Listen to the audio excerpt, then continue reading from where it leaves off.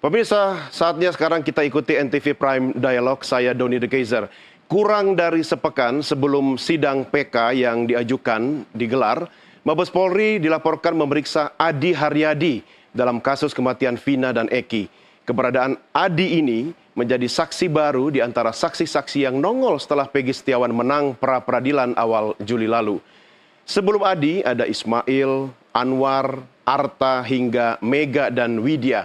Dua saksi terakhir ini bahkan menyebut Vina masih kontak telepon dengan mereka di malam Jahanam 27 Agustus 2016 silam. Kami ajak Anda untuk membahas soal Adi ini dan apa saja kesaksiannya bersama kuasa hukum Adi Haryadi, Ruli Panggabean, dan juga bersama kami hadir melalui sambungan Zoom Kabareskrim 2008-2009, Komjen Polisi Purnawirawan Susno Duwaji, dan juga pakar hukum pidana Heri Firmansyah. Selamat sore Bapak-Bapak. Mas Heri apa kabar? Alhamdulillah sehat. Dr. Heri, terima kasih bersama kami. Jenderal Susno, apa kabar? Selamat sore. Selamat sore. Kabar sehat. Ya, Pak Ruli juga terima kasih. Pak Ruli dulu, saya mau tanya ini. Tiba-tiba ada nongol Adi Haryadi. Bagaimana ceritanya nih Pak Ruli? Ya, memang betul. Kehadiran Adi ini semacam secercah cahaya buat kami. Itu berawal ketika bulan Agustus, kalau nggak salah itu, Adi ini menghubungi ada vlogger di Cirebon yang namanya Ferry, kemudian disambungkanlah kepada Pak Deddy Mulyadi. Jadi dia menyatakan bahwa dia adalah saksi langsung yang melihat kejadian itu, di mana kejadian itu adalah kecelakaan. Kenapa dia menjadi saksi dan mau menjadi saksi? Karena menurut dia ini adalah demi kebenaran. Karena dia melihat dengan mata kepala sendiri bahwa itu yang terjadi adalah kecelakaan. Nah, pertanyaan selanjutnya adalah kenapa baru sekarang? Jadi saya perlu jelaskan bahwa Pak Adi ini adalah seorang musafir. Dia berkeliling sampai 2 tahun keliling Pulau Jawa jalan kaki hanya untuk berziarah ke makam dan lain sebagainya. Sehingga 2016 dia tidak tahu ada masalah ini, tidak tahu ada pembunuhan. Nah, dia tahunya ini 3 bulan terakhir ini ketika dia buka-buka media atau media sosial mungkin. Media sosial. Baru dia lihat di situ. Dan dia pikir bahwa wah ini nggak mungkin. Ini menurut dia ya, pengakuan kepada saya bahwa ini adalah kecelakaan. Oleh karena itulah dia kemudian menghubungi saudara Ferry yang jadi vlogger lokal di Cirebon, dan saudara Ferry kemudian menghubungkan kepada Pak Deddy Mulyana. Kira-kira gitu. Ya, Pak Ruli, saya pengen tahu konkretnya kenapa tiba-tiba pada hari Kamis lalu Adi Haryadi bisa langsung diperiksa Bareskrim Polri. Ceritanya seperti apa tuh, Pak? Jadi begini, kira-kira 1 bulan yang lalu kami mengadukan saudara Rudiana ke Mabes Polri. Saya nih, di mana tuduhannya adalah selain dia melakukan penyiksaan, juga kesaksian palsu. Itu yang kami lemparkan laporan polisi yang sudah kita buat 1 bulan yang lalu, dan kemudian prosesnya barulah mulai dengan pemeriksaan saksi-saksi. Mabes Polri melakukan penyelidikan, dan kemudian salah satunya yang diperiksa itu adalah saudara Adi. Begitu. Ya. Ini adalah untuk kasus pengaduan kami terhadap Rudiana. Gitu. Ya, Pak Ruli, Anda yakin sebagaimana keyakinan Adi Haryadi bahwa ini adalah kecelakaan, bukan pembunuhan apalagi pemerkosaan? Ya.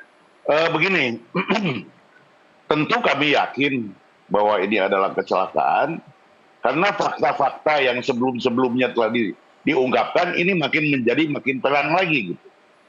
Kalau waktu itu belum ada bukti-bukti atau saksi-saksi yang melihat langsung, hari ini ada 3 yang melihat langsung kejadian itu. Yaitu tadi sudah disebutkan Pak Adi, kemudian Pak Ismail, kemudian Pak Purnomo. Nah, 3 saksi ini melihat langsung kejadian itu. Nah, bagaimana kami tidak yakin tentang masalah ini gitu. Nah, oleh karena itu dalam PK kami, selain kami membahas soal putusan pidana yang sudah dijatuhkan, kami juga membahas masalah kecelakaan ini. Jadi itulah keyakinan kami setelah adanya saksi-saksi baru yang tiba-tiba muncul. Ada yang menyatakan bahwa ini dibuat-buat.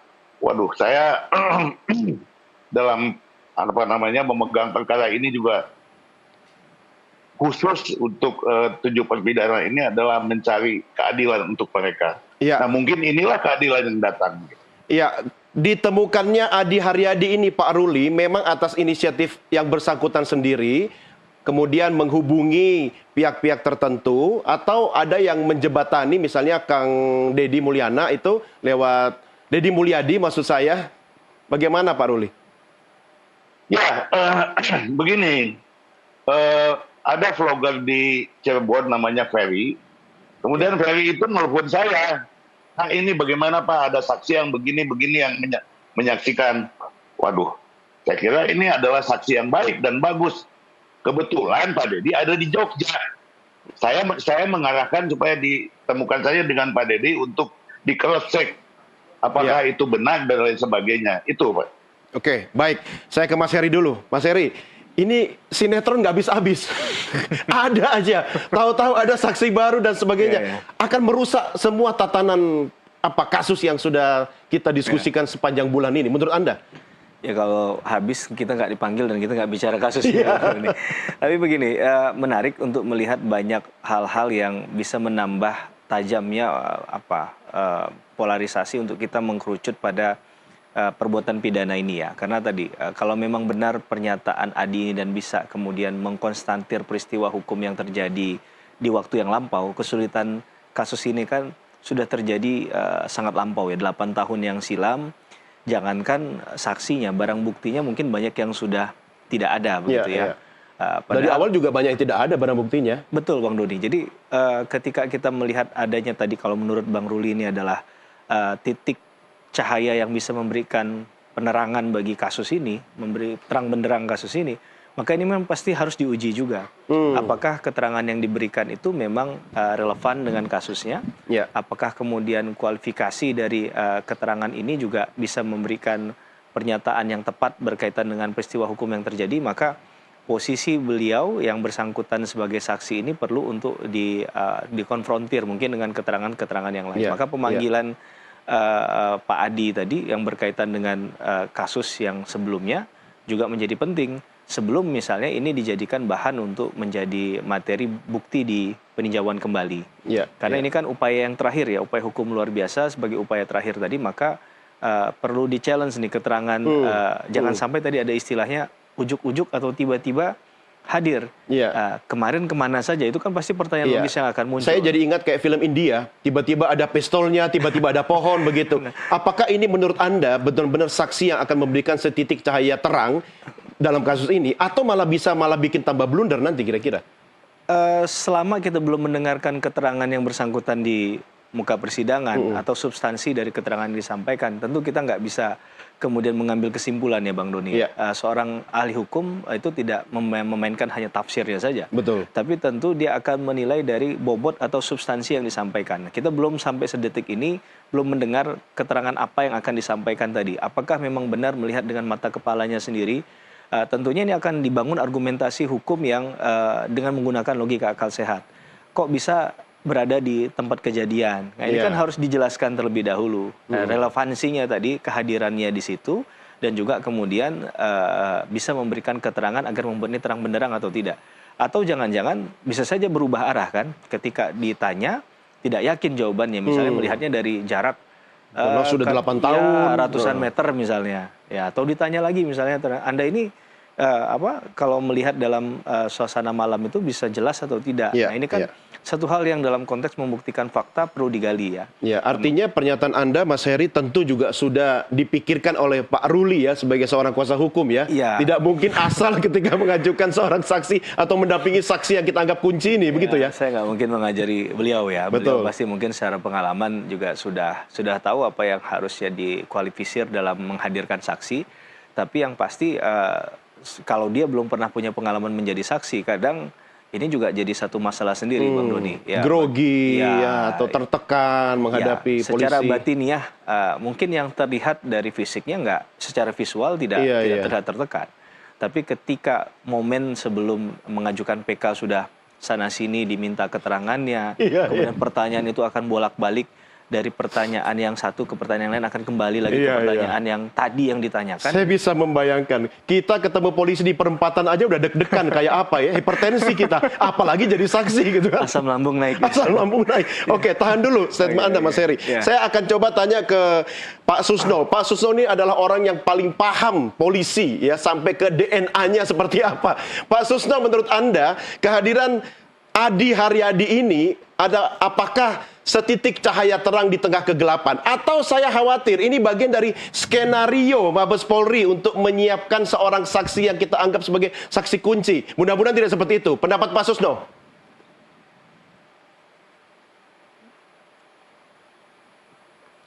Pak Susno, mohon izin masih di mute suaranya, Pak.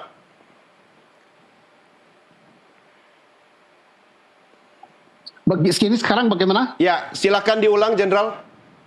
Saya meninjaunya dari penyelidikan dan pembuktian. Ya.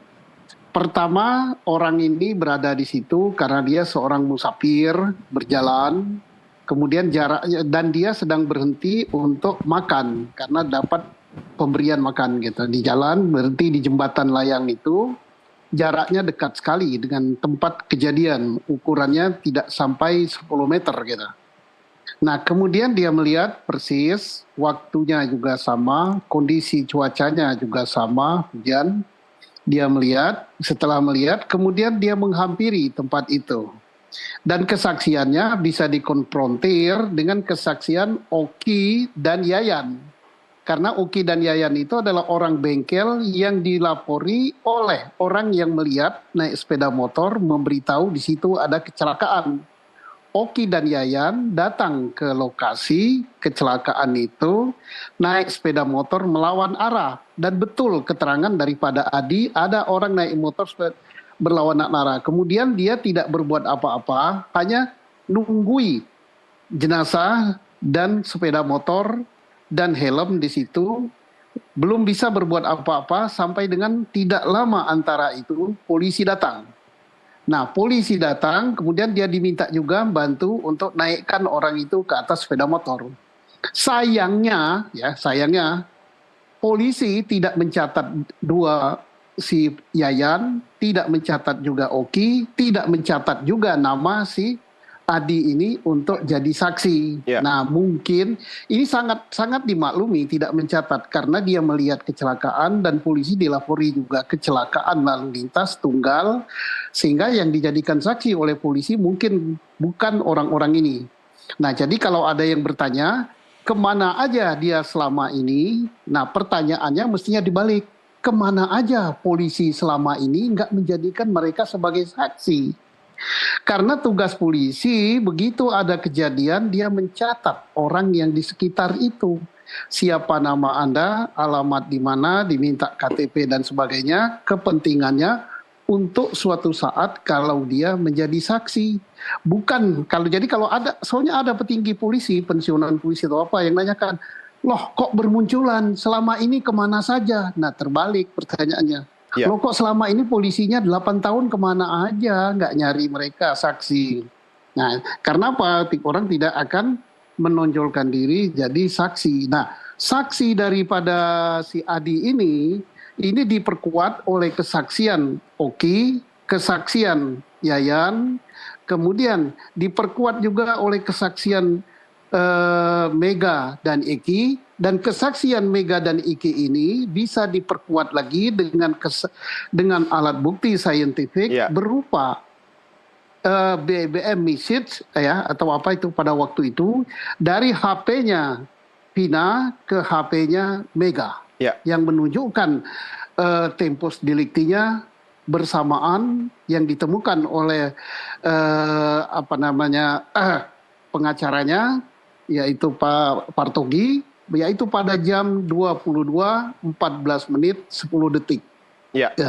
Jadi artinya ini suatu hal alat bukti yang sangat-sangat bagus sekali ada alat bukti saintifik yang tidak digunakan oleh penyidik, oleh jaksa maupun oleh hakim, yaitu berupa BBM message dari HP-nya Vina kepada HP-nya si siapa namanya? Mega dan Widi. Mega dan Widi, dan itu tercatat sebagai alat bukti di daftar alat bukti ada. Di daftar alat bukti. Kemudian pembicaraan nomor berapa kalau tidak salah Pak Partugi katakan pembicaraan nomor 65. Nah, menunjukkan jam kejadian dan bertepatan juga dengan kesaksian daripada si Adi, bertepatan juga dengan kesaksian si Oki dan Yayan, tapi kesaksian Oki dan Yayan ini hanya diberikan saat ini kepada Pak Didi Mulyadi dan kepada media, belum masuk kesaksian di pengadilan, dan sekarang baru Baris-Krim mencatat kesaksian daripada si Adi ini. Mudah-mudahan saya yakin Mega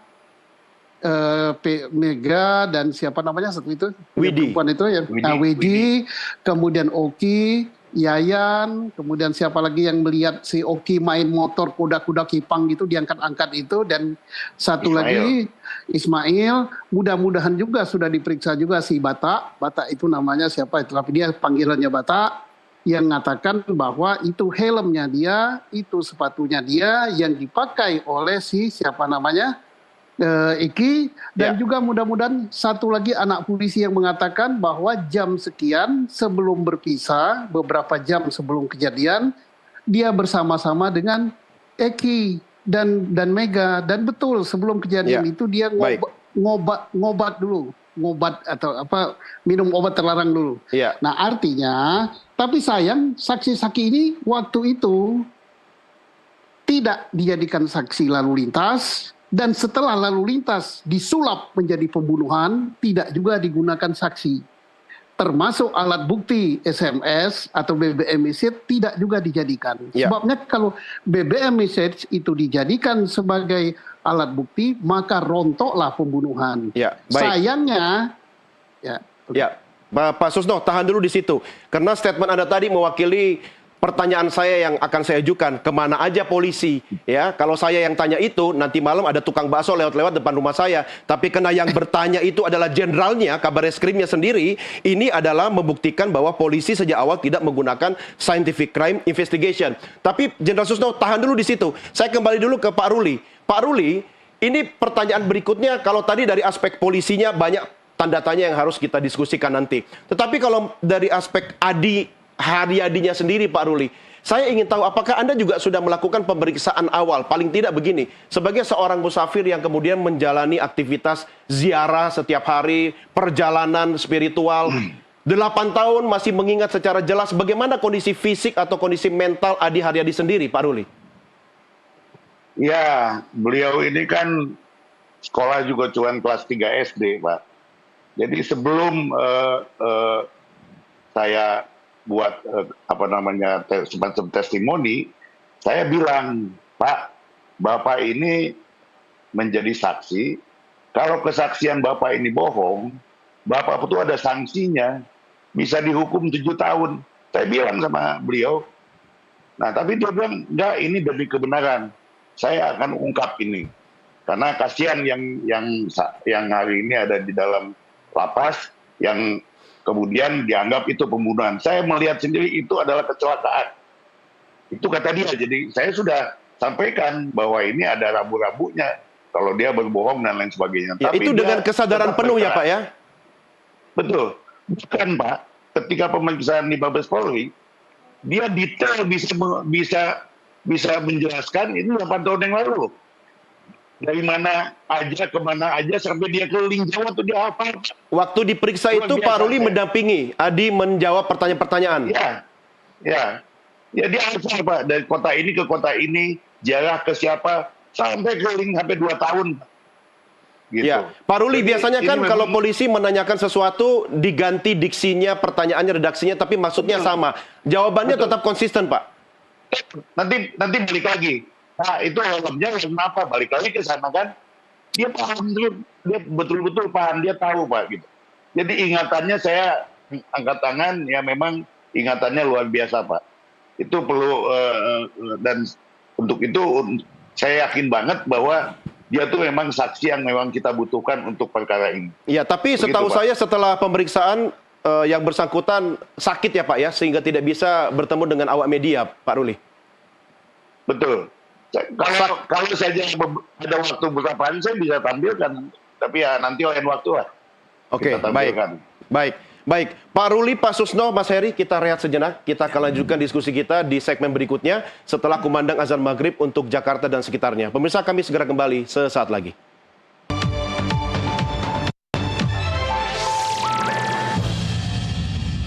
Selamat menunaikan ibadah sholat maghrib bagi Anda yang berada di Jakarta dan sekitarnya. Pemirsa, kita lanjutkan diskusi kita dalam NTV Prime Dialog dan saya ajak Anda untuk kita simak dulu tayangan yang berikut ini.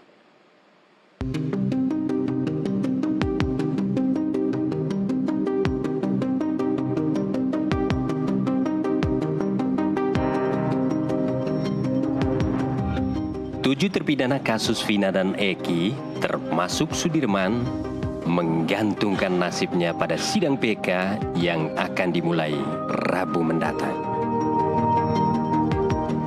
Tim kuasa hukum berikhtiar maksimal agar klien mereka mendapatkan keadilan. Salah satunya menghadirkan saksi baru. Yang paling gres adalah Adi Haryadi. Dia pria asal Kudus, Jawa Tengah, dan datang dengan kesaksian yang mengguncang. Ingat saya itu Pak, ada tempat duduk saya, ada gang turun mau ke kampung, bukan jalan ini Pak, gang, ada besi itu dipisah lah intinya, besi tempat saya nyender itu ada gang turun, kira-kira 4 atau 5 meter saya duduk di situ. Nah, terus dia lihat ada Google Map apa-apa itu, ya bener ada turunan. Nah itu. Jadi omongan Mas Adi ini diperbandingkan oleh penyidik dengan data digital. Saya pas duduk di situ, lewat Indomaret itu ada motor cewek sama cowok naik motor, seneng-seneng, ketawa-ketawa lah Pak intinya. Nah gitu. Jadi dengan kecepatan tinggi motornya oleng. Nah dari saya duduk tuh, lewatin saya tuh motornya oleng langsung meleset. Yang pengendara yang laki-laki ngantem tiang, motornya ngesrek ke depan, yang perempuan kena trotoar. Nah gitu Pak, ada pengendara dari atas lawan arah itu turun, nengok sebentar tapi nggak nolongin, langsung jalan lagi. Ada satu orang berhenti di seberang itu Pak. Berarti yang nengok terus nggak turun tuh berangkat lagi tuh Pak Ismail ya? Ya, kemungkinan kan Ya. gitu. Terus Dia ada, boncengan waktu itu? ya boncengan, ada 2 pengendara. Lawan arah lagi, nanya ke saya ada apa, kecelakaan, saya bilang gitu. Terus saya motor itu taruh di pinggir, saya bertiga nyebrang, berarti saya berempat Pak di situ. Nah berempat. Terus ada motor satu lagi datang, ada apa? Dijawab teman-teman, ada kecelakaan. Nah, terus saya ngomong, Pak, tolong yang punya motor lapor, yang tahu polsek terdekat, gitu. Saya suruh lapor. Apa arti keterangan Adi Haryadi ini? Sanggupkah mengubah pemahaman hakim atas kematian Vina dan Eki? Atau sebaliknya, ini tak mengubah apapun sebab keterangan dari 1000 saksi seperti dikatakan Susno Duaji tak lebih penting dari bukti yang diperoleh secara saintifik. Dari Cirebon, Jawa Barat, tim jurnalis NTV melaporkan. Kata anak Gen Z sekarang, Mas Heri, makin kesini makin kesono gitu. Tapi dari keterangan Jenderal Susno, Pak Ruli, apa yang bisa Anda sampaikan untuk mencapai titik terang? Ya, saya beranggapan begini, bahwa konsepsi fair trial itu harus ditegakkan ya. Dalam hal bahwa ada seseorang yang mengajukan saksi dengan ranah konstitusional, kalau ingin kemudian membantahnya, maka gunakan juga ruang konstitusional tadi. Maka kalau pihak Mabes Polri dalam hal ini misalnya adalah Polda Jabar misalnya ingin kemudian mengcounter hal itu dengan menyatakan bahwa keterangan ini adalah bukan keterangan yang layak untuk dipertimbangkan menjadi saksi, maka harus juga ada balasan pembuktian yang dilakukan. Karena seni membuktikan ini kan bisa saja kemudian menghadirkan dengan bukti lain yang mendukung untuk membantah tadi, atau menghadirkan keterangan saksi lain yang menyatakan orang itu tidak ada di tempat. Nah, contohnya mungkin ya siapa yang bertugas pada saat itu juga bisa memberikan keterangan kan untuk menyatakan bahwa ini benar atau tidak pernyataannya. Jauh sebelum pernyataan itu benar atau tidak, memastikan bahwa orang yang bersangkutan ada di TKP atau tidak. Maka kita tidak lagi pada ranah untuk memihak si A atau si B yang benar. Tapi kita bisa melihat secara visual dan secara audio bisa mendengarkan keterangan tadi itu. Bantah-membantahnya ada seninya yang memang dilakukan, bukan asal bantah-membantah saja, asal mendowngrade bahwa ini bukan saksi, tapi benar-benar memang didasarkan pada fakta, ataupun berdasarkan pada keterangan saksi yang lain, ataupun berdasarkan bukti-bukti lain yang mendukung untuk menyatakan hal itu. Ini kan kita bicara soal keterangan saksi pun harus diuji. Ya. Tetapi kehadiran seorang saksi pun apa tidak harus juga dipertanyakan sejak awal? Kok tiba-tiba dia kayak sinetron India muncul? Jangan-jangan ini bagian dari settingan dengan tidak bermaksud ya mengurangi kepercayaan Pak Ruli ya terhadap saksi Adi ya. Nah itu menurut Anda apakah ada aspek itu juga yang harus kita lihat begitu loh? Iya, jauh dari itu semua Bang Doni, kita juga harus berpikir selama ini kita suka memetakan ya bahwa asas presumption of innocence itu digunakan oleh teman-teman lawyer atau kuasa hukum atau advokat kata lainnya. Tapi di sisi yang lain, asas presumption of guilt, bahwa orang itu punya kesalahan dan harus membuktikan orang itu bersalah, itu ada di pandangan atau pemikiran teman-teman aparat penegak hukum, apakah dari level penyidikan sampai penuntutan. Nah ini yang menjadi persoalan kalau seandainya asas tadi dipakai tanpa mempertimbangkan faktanya. Nah, jadi akhirnya tidak ada titik temu. Akhirnya yang pemikirannya adalah saya harus bisa membuktikan orang ini salah. Nah bagaimana faktanya kalau ternyata orangnya tidak memiliki kesalahan, karena elementer dalam tetap dengan alat bukti dong kan? Ya, elementer dalam pertanggungjawaban pidana itu ada perbuatan pidana, ada kesalahannya. Kesalahan itu bisa dolus, bisa culpa, bisa kesengajaan, bisa kealpaan. Nah, kita akan bicara di tataran itu nantinya. Nah, berkaitan dengan keterangan saksi ya tentunya memang ini perdebatan ya, apakah keterangan saksi itu adalah alat bukti yang utama atau dia sama saja dengan keterangan katakanlah alat bukti yang lain dalam 5 alat bukti yang sah dalam 184 KUHP. Nah, kalau kita melihat dalam kasus ini, memang untuk mendebat apakah ini perbuatan pidana atau tidak, maka harus ada hasil otopsinya yang untuk menyatakan yang benar itu yang mana sebenarnya kan. Yang kedua, tentunya saksi yang melihat keadaan sekitar, karena kalau berharap CCTV nggak ada saat itu. Ya kan ada 2 polisi kan yang katanya kemudian mengangkat jenazah dibantu oleh Adi ya kan. Betul. Itu aja dikonfrontir dihadirkan begitu. Betul, kan. dalam arti lain kita mengatakan yang tidak ada jangan diadakan, yang ada ini yang dimanfaatkan. Jadi sesuatu yang ada ini yang harus dipastikan terlebih dahulu sebagai pintu masuk awal untuk melihat, mengkonstantir, istilah dalam hukum itu mengkonstantir peristiwa, Bang Doni. Apakah kemudian ini lanjut ke penyidikan atau tidak? Sayangnya ya tadi ya ada dualisme dalam hal laporan tadi, dalam hal ijtihadnya dalam tanda petik menentukan apakah ini perbuatan pidana atau tidak dari lingkup instansi yang sebenarnya sama. Maka sebenarnya sumbernya menurut saya selesaikan dulu di awal tadi, dipastikan dulu dengan keyakinan yang mana digunakan dan menjawab juga bahwa ternyata ada koreksi nih ketika di Polsek, kan boleh saja misalnya ternyata memang ditemukan faktanya ada koreksi terkait dengan proses penyidikan yang dilakukan pada saat itu.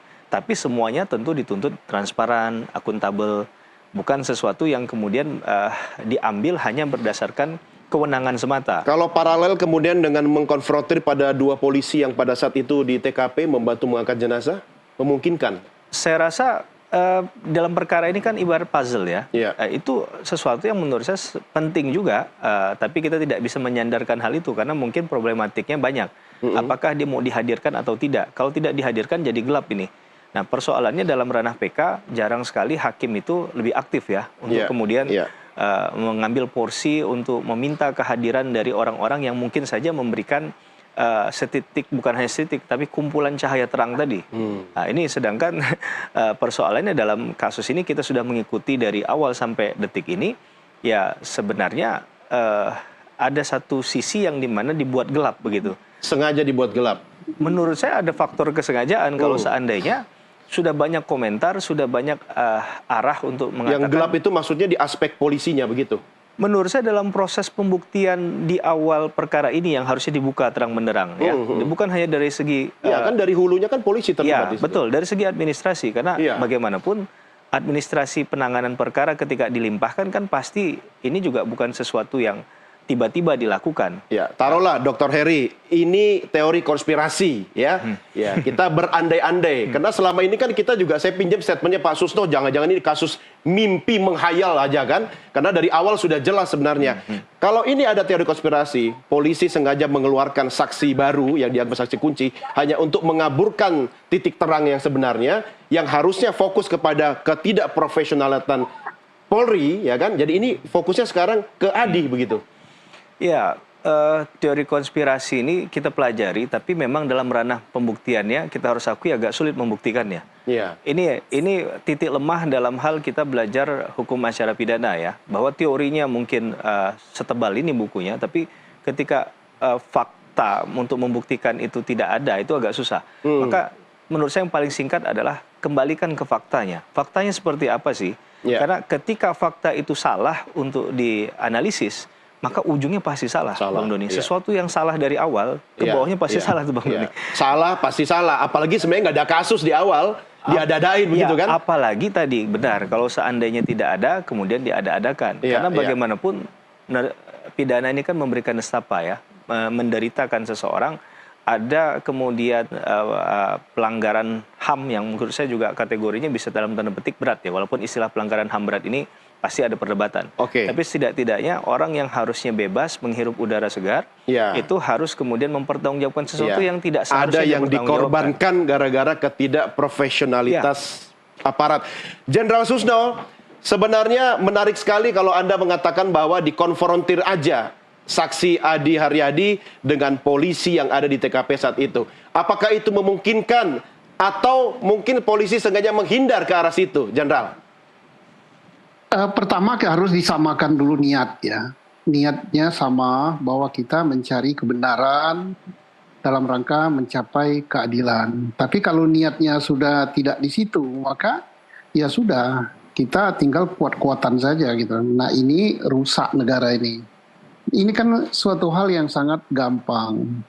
Polres yang menangani itu bukan Polres Kota Cirebon, tapi Polres Kabupaten Cirebon. Yang dilapori juga Polres Kabupaten Cirebon, yaitu Polsek Talun. Kan ada di situ data pelapornya apa, ada kecelakaan di sana. Tentunya polisi yang terima laporan itu kan tidak langsung datang kan. Oh ya, oke, siapa nama saudara, mana KTP-nya, dicatat jam sekian, tanggal sekian, yang lapor saudara A, melaporkan di Jembatan Talun ada kejadian kecelakaan lalu lintas. Berangkatlah si polisi. Nah, jadi ditanya pada polisi itu, nah siapa yang tadi polisi orang sipil yang datang ke polsek yang disuruh oleh Adi melapor ke polsek terdekat. Nah, ternyata ada namanya itu. Nah, dicocokkan lagi, ditemukan lagi dengan Adi. Setelah ditemukan dengan Adi, betul nggak kamu ketemu Adi, orang ini di TKP yang nyuruh kamu berangkat? Betul Pak, ini orangnya. Kemudian si Adi ditemukan juga dengan yang namanya yang melawan arah, naik sepeda motor boncengan yang juga nunggu di TKP, namanya Oki dan namanya Yayan. Oh betul Pak, kami berempat di sini. Nah, siapa di antara kamu berempat ini yang dijadikan saksi di Polres Cirebon Kabupaten kecelakaan lalu lintas? Siapa yang berempat ini dijadikan saksi dalam perkara siluman pembunuhan di Polres Kota Cirebon? Ternyata empat-empat ini nggak ada yang jadi saksi. Ya. Termasuk 5, termasuk si Mega dan Widi. ini siapa? Widi. Widi tidak juga dijadikan saksi dalam kasus rekayasa. Kan kemudian BBM message itu bukti elektronik, itu bukti forensik, Ya. tidak juga dijadikan alat bukti. Alat bukti. Sebabnya kalau itu dijadikan alat bukti, maka kasus pembunuhannya gugur. Kenapa gugur? Karena kata BAP pembunuhan terjadi matinya itu jam 9 lebih kurang. Ternyata jam 10 lewat sekian menit, sekian detik dia masih hidup. Iya, masih berkomunikasi. Masih bisa WA. Pak Susno, saya ingin tahu ya, sebenarnya dalam nalar berpikir seorang penyidik ya, ketika menghadapi sebuah kasus ini. Kalau dia tidak menggunakan scientific crime investigation, dia akan menggunakan metode apa? Paling tidak dia juga harus tetap profesional. Ketika ada kasus, langkah untuk mengamankan profesionalitasnya kan juga harus dia lakukan, Pak Susno. Iya, kita kembali kepada penyidikan. Definisi penyidikan itu apa sih? Membuat terang suatu peristiwa. Peristiwanya apa? Ditemukan di jembatan Talun ada 1 orang mati, Eki, 1 orang hidup namanya Vina, 1 sepeda motor, 1 helm, setumpuk darah. Setelah itu baru diungkap di TKP yang namanya triangle evidence. Nah, tidak terlepas dari locus delicti dan tempus delicti. Locus delictinya adalah Polres Kabupaten Cirebon, bukan Kota Cirebon. Nah, tempus delictinya jam 22 lewat sekian. Lah, itu yang lain, dan itu sudah dilakukan, sudah diolah oleh Polres Cirebon. Sudah disimpulkan kecelakaan lalu lintas. Lah sekarang ngapain Polres Kota Cirebon mengolah TKP di jembatan itu, bukan wilayah dia. Nah, jadi ini dari level awal pengolahan TKP-nya sudah benar, tidak salah. Ini bukan berat-berat amat kok, menyidik kecelakaan lalu lintas yang memang tidak ada yang harus bertanggung jawab secara hukum karena ini kecelakaan tunggal. Ya udah tuntas. Jadi apa yang dilakukan oleh Polres Cirebon sudah tuntas, tidak ada masalah. Dan kasus ini laporan polisinya ada, tidak pernah dilimpahkan ke Polres Kota Cirebon. Dan tidak pernah juga ditarik ke Polda Jawa Barat. Mungkin Polres Kota inisiatif Pak Susno untuk lebih kreatif gitu ya. Nah, kreatif, inisiatif dan segala macam tip-tip itu dilakukan ya beginilah jadinya. Tapi Pak Susno, ketika seorang saksi Adi Haryadi kemudian diperiksa oleh Bareskrim, artinya dia dianggap saksi yang kredibel dong Pak Susno dan layak untuk lanjut. Saya yakin ya kalau tingkat kemampuan Mabes Polri sepanjang dia benar pada pakemnya, ya ini sebenarnya nggak berlama-lama ya, seminggu aja udah terungkap bahwa ini kasusnya benar apa yang dilakukan oleh Polres Cirebon. Nah makanya saya pun berani taruhan 10 juta Pak. Waduh, giliran taruhan 10 juta Pak Susno, harusnya naik 15 juta, Pak Susno malah nge-freeze.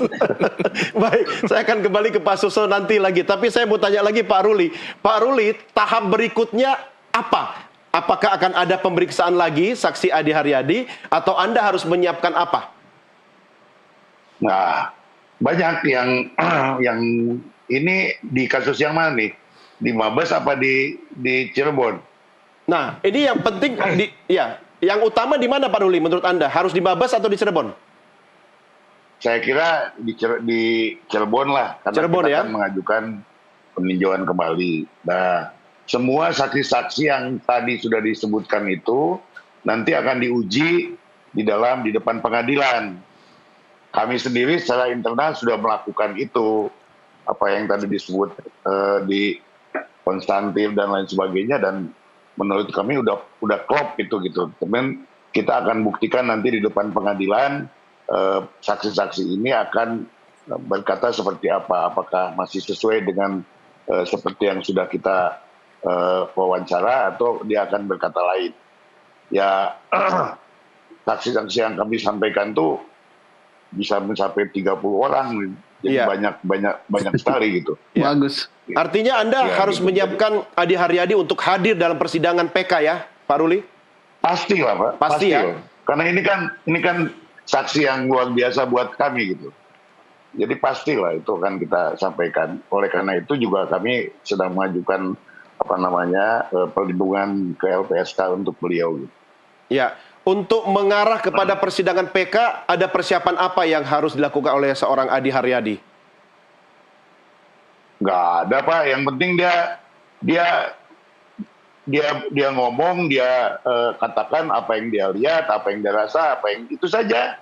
Nggak ada persiapan Pak. Iya, tapi kok saya masih bertanya-tanya, Pak Ruli pasti juga tanya dong kepada Adi Haryadi, setelah 8 tahun itu daya ingatnya masih sekuat itu gitu?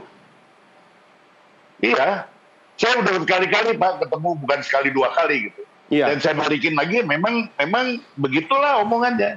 Ya saya juga salut lah kepada ingatan Pak Adi ini yang luar biasa gitu. Oke. Jadi saya yakin dia akan mengatakan apa yang sebenarnya, apa yang dia rasakan, apa yang dia lihat. Gitu. Iya, keyakinan Dalam Pak sidang Ruli, nanti. keyakinan Pak Ruli juga tentu harus juga didukung dengan pernyataan Adi Haryadi dan juga alat-alat bukti lainnya kan? Betul. Banyak, bukan hanya Pak Adi aja Pak, ada yang lainnya juga ada Pak. Tadi sudah disebutkan oleh Pak Susno tadi. Ya. Sekian banyak saksi yang akan kita sampaikan. Ya, baik. Mas Heri ada yang mau disampaikan?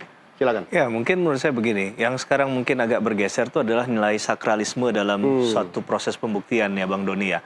Memang ini mungkin strategi sekarang media kemudian meliput kan, jadi keterangan itu kadang tidak lagi langsung direct disampaikan di pengadilan, tapi ada doorstopnya dulu, berhenti dulu di luar, dia memberikan keterangan, membangun opini atau apa saya nggak tahu.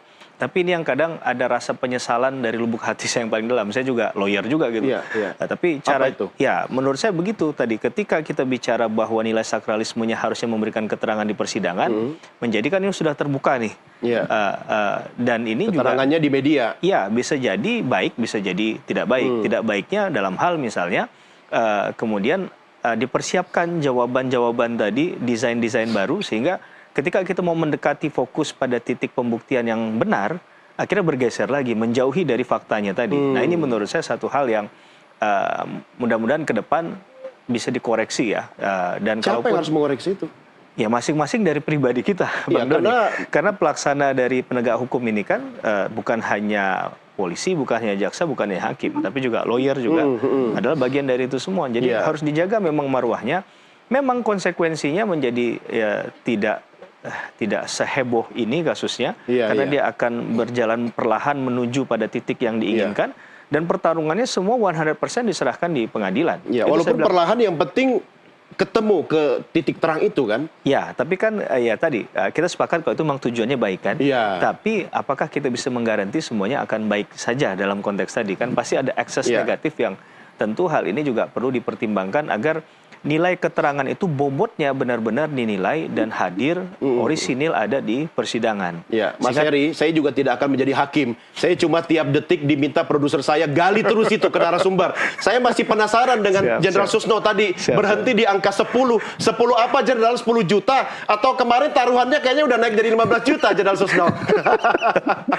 Nah, sebagai penyidik saya berdasarkan fakta ya, bukan berdasarkan ramalan, tapi berdasarkan fakta hukum yang terangkat dan berdasarkan alat bukti yang saya analisa yang terangkat ke permukaan di media karena saya tidak lagi di dalam ya. Saya hakul yakin bahwa ini betul-betul adalah peristiwa kecelakaan lalu lintas. Maka saya pertaruhkan 10 juta. Saya belum ada yang bisa ngambil. Nah, saya sebenarnya sudah menang karena ada beberapa yang mempertaruhkan bahwa ini pembunuhan, ada yang 11 juta, ada yang 11,5. Tapi saya nggak bisa cara ngambilnya gimana ya. Pak Susno kan udah tahu orangnya. Ya, karena ini maaf ini kecelakaan lalu lintas tunggal itu level polsek aja bisa kok. Nggak usah level markas besar gitu. Tetapi yang susah itu ini kecelakaan lalu lintas tunggal di wilayah kabupaten. Kabupaten itu punya Polres sendiri, punya jaksa sendiri, punya pengadilan sendiri. Mau digeser TKP-nya ke wilayah Polres Kota, kemudian menjadi kasus pembunuhan. Kebanyakan polisi kali kita, Pak. Ini kalau bisa itu berubah kayak gitu, ini betul-betul profesor. Oke, baik Bapak-Bapak, kita masih ada satu segmen lagi. Tolong ditahan dulu, kita masih ada diskusi di segmen berikutnya. Kami segera kembali sesaat lagi.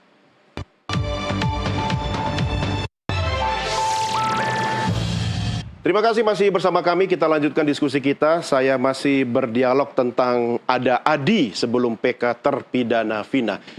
Mas Heri, kalau Anda katakan tadi bahwa ini perlahan tapi pasti, kita semua berharap ada secercah cahaya di ujung sana. Betul.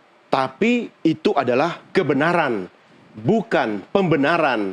Artinya kalau bicara kebenaran, semua pihak yang terkait kasus ini harus bisa menerima bahwa inilah kebenaran versi hukum. Betul. Nah, apa jaminannya? Karena dari awal saya tadi katakan ini kayaknya sudah drama atau film India ini yang tiba-tiba ada ini, ada itu begitu loh. Ya. Kita membaginya dalam 2 kualifikasi, Bang Doni. Tidak bisa dan tidak mau. Seseorang yang tidak bisa diajari akan bisa. Tapi ketika dia tidak mau, ya setumpuk fakta material pun akan menjadi tidak ada nilainya. Nah, padahal tadi yang kita ingatkan ini potret kecil dari mungkin kalau memang salah nanti di ujungnya, itu adalah wajah hukum kita yang mungkin tidak baik begitu ya. Atau Tapi kan buruk kalau rupa. dari awal sudah salah, udah bisa ketebak dong, ujungnya pasti salah. Ya, karena itu saya katakan tadi bahwa momentum PK ini bisa digunakan untuk membuka tabir itu semua. Sesuatu yang mungkin tidak diungkap atau tidak terungkap dalam fakta persidangan atau bukti yang kemudian tidak menjadi bahan pertimbangan hukum hakim itu kan sebenarnya siasat untuk mengajukan PK. Sehingga PK itu bisa memberikan penerangan dan keterangan dalam konteks bahwa bukti yang tidak pernah dipakai atau ditemukan pada saat itu ternyata kalau saat itu dia digunakan dan dipertimbangkan akan mengubah putusannya. Sehingga putusan yang kemarin itu bisa saja menjadi tidak berlaku lagi karena ada putusan yang sebenarnya malah berkebalikan 180 derajat dengan putusan sebelumnya bahwa orang ini memang ternyata tidak bersalah. Padahal pakemnya sederhana sekali tadi Bang Doni saya sampaikan bahwa perbuatan pidana itu pasti ada kesalahan. Nah, maka kesalahan ini kan yang akan coba untuk dicari, bukan dicari-carikan ya. Nah, kita bermain idiom lah, bukan dicari-cari kesalahan. Ya, bukan dicari-carikan ada yang sudah masuk penjara gara-gara kasus lain, tahu-tahu dipidana dengan kasus ini juga. Dan faktanya kan mencari-cari. Dalam konstruksi hukum acara pidana sudah banyak ini. Kasus Sengkon dan Karta begitu ya. Itu sudah pernah kita sampaikan juga. Kalau nggak salah David Kemat dulu juga dalam kasus yang lain itu dituduh melakukan satu tindak pidana yang bukan dia pelakunya. Nah, bukankah ketika PK ini memberi cahaya terang bagi satu pihak, tapi di pihak lain semakin membuka tabir kebodohan sebuah institusi, begitu? Iya, sesuatu yang salah dilakukan ini seharusnya adalah bahan untuk mengkoreksi. Sayangnya mungkin ada mindset pandangan kalau seseorang menggunakan katakanlah instrumen hukum untuk pembelaan bahkan yang sebenarnya konstitusional, itu ada mungkin anggapan bahwa dia melakukan fight back ini, perlawanan. Padahal itu dibenarkan. Bahkan kita pernah menemukan ya ada orang yang memang dia menggunakan jalurnya untuk menggunakan jasa hukum, ya jasa katakanlah advokat, itu juga diberikan katakanlah informasi yang salah. Kalau Anda menggunakan ini, maka nanti bisa diperberat hukumannya. Padahal logika hukum acara pidana nggak mengatakan itu. Kalau sudah dibacakan dakwaannya nggak mungkin diubah. Dan pengubahan itu nggak mungkin misalnya dari pembunuhan misalnya menjadi tindak pidana korupsi. Itu kan jauh sekali. Nah, jadi hal-hal semacam ini bahkan di level paling bawah Bang Doni, kita masih temukan persoalan-persoalan semacam itu. Tapi kata Pak Susno, ini mah kasus cetek ini, Polsek aja bisa nyelesain ini nih.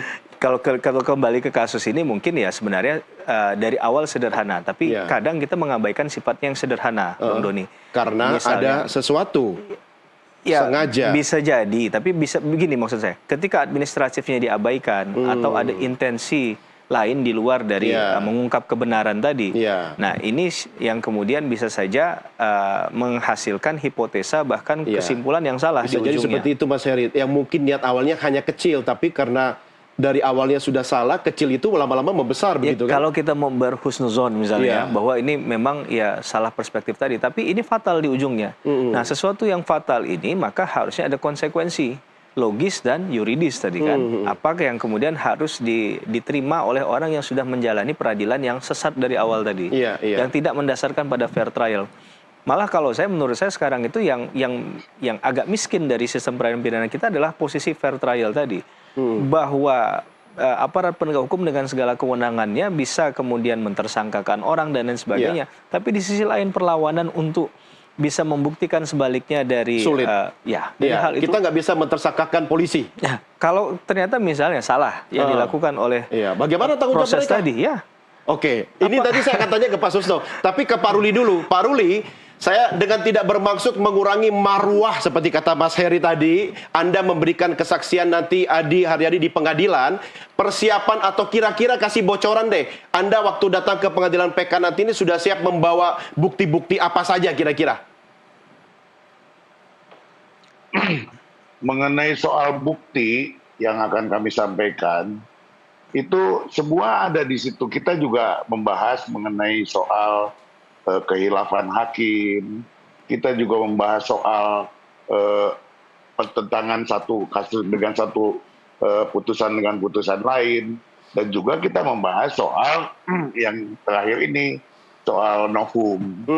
Ya tentu saja bahwa salah satunya soal Adi ini adalah novum ya, karena ini adalah keadaan baru di mana dia kalau waktu itu dia diperdengarkan kesaksiannya, mungkin hasilnya tidak akan seperti hukuman seumur hidup, mungkin seperti itulah gitu. Nah jadi intinya bahwa kami kurang lebih ada lebih dari 10 novum yang kami sampaikan. Ya. Gitu. Tapi Pak Ruli, apa yang sudah disampaikan di sidang PK-nya Saka Tatal tidak akan terulang kan dalam sidang PK ini kan? Maksudnya gimana? Semua informasi yang sudah diungkapkan di sidang PK-nya Saka Tatal, apakah juga akan sama? Jadi gini, yang kami ini melengkapi apa yang dalam PK Saka Tatal. Beberapa hal yang tidak diungkapkan oleh Saka Tatal kami uraikan di sini. Jadi karena memang saling melengkapi, karena memang kasusnya hampir sama, materinya hampir sama, hanya beda-beda peran aja gitu. Ya, ini jadi, melengkapi kan Pak Ruli, bukan mematahkan kan? Gimana? Ini melengkapi kan, bukan mematahkan kan? Melengkapi. Ya tentu saja ditambah dengan bukti-bukti baru gitu. Ya. Berapa banyak Pak Ruli bukti-bukti baru yang Anda siapkan? Lebih dari 10 ya. Bukti-bukti itu ya baik itu bukti kesaksian, kemudian bukti ekstraksi, dan juga bukti yang lainnya ya pertentangan antara putusan yang satu dengan yang lain, dan lain sebagainya yang kami nanti akan ungkapkan dalam satu uraian PK sejumlah 170 halaman lah kurang lebih. Oke. Kalau untuk Adi Haryadi sendiri saat ini Pak Ruli apakah sudah dalam perlindungan saksi Pak? Masih asesmen Pak. Belum. Kapan kira-kira akan selesai asesmen dan bisa dilindungi? Setelah dia jadi saksi, maka dia sudah layak untuk dilindungi. Oke. Bapak sudah dapat jadwal sidang? Sekarang sudah tanggal 4 Pak, besok. Sidang pertama tanggal 4 ya Pak ya? 4 September. Ya, betul. Hari Rabu lusa berarti Pak ya? Betul. Oke. Di Cirebon. Oke, di Cirebon. Baik, saya ke Pak Susno lagi. Pak Susno, ini biar tidak terjadi pencarian pembenaran, tetapi benar-benar kebenaran yang dicari, langkah utama yang harus dilakukan sekarang, paling tidak tentu harus ada keterbukaan dari sisi kepolisian itu sendiri, Pak Susno. Komentar Anda, Pak? Bukan hanya polisi, jadi polisi, jaksa, hakim, advokat harus yang pertama itu menyamakan niat, menyamakan niat, samakan niat bahwa yang dicari adalah kebenaran. Satu, dan mereka harus kembali ke jati dirinya adalah sebagai penegak hukum, bukan pemegok hukum. Kalau mereka sudah kembali ke sana semua, PK itu nggak sampai 2 hari udah selesai. Satu. Kemudian saya hakul yakin di dalam hati hakim, di dalam hati jaksa, di dalam hati penyidik, dan di dalam hati PH, dan di dalam hati para cerdik pandai se-Indonesia sudah tahu bahwa ini kecelakaan lalu lintas. Tetapi kalau kita kembali mencari pembenaran, tidak lagi pada jati diri kita sebagai penegak hukum, ya udah cari aja alasan-alasan, ya bukan mencari kebenaran tapi mencari-cari pembenaran. Ya itu aja pesan saya, mari kita kembali, karena apa? Apa yang ada di dunia ini nanti akan dipertanggungjawabkan di akhirat. Nggak sulit. Ini nggak sulit, sudah terbuka ke umum kok. Polres Cirebon Kabupaten sudah selesai menangani kasus ini. Ya, baik. Nah, kalau gitu Pak Susno naikin taruhannya 100 juta Pak Susno.